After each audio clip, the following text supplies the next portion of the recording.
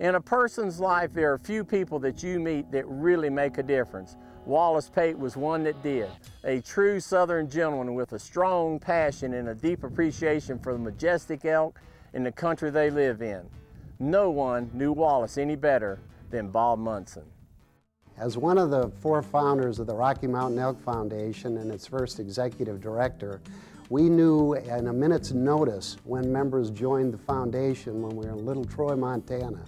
I'll tell you what, when number 50 came in, Wallace Pate from Arcadia Plantation, it caught our attention. Wallace did more for this organization than you can possibly imagine. The foundation is made up of volunteers, those folks who are passionate about making a difference for elk and wildlife.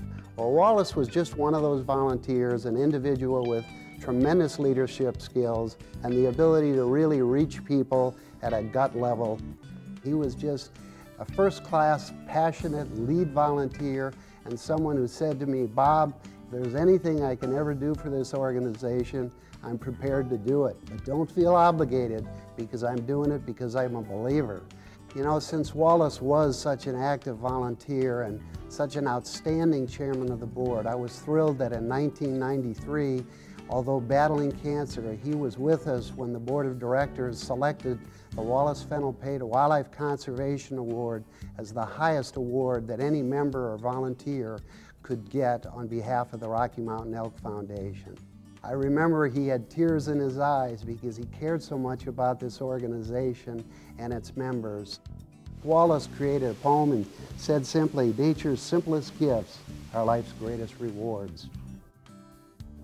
It is because of this enthusiasm and commitment to wildlife conservation that the Wallace Pate Award was established in his honor. Recipients are those who, like Wallace, have made contributions of lasting significance to benefit elk, other wildlife, and their habitat. Wallace said very clearly, "Don't let anybody tell you that you can't take a diverse public. Focus on a narrow objective and then move mountains." In the early years when the Elk Foundation was desperate for financial help, Wallace Pate was there and not asking for collateral. When asked to serve on the board, he was there. When asked to serve as chairman of the board, he was there. And even when he knew his days on this earth were short, Wallace Pate was still there. And I remember when Wallace interviewed me as a prospective board member, he made one comment. He says, "What do you bring to the table?"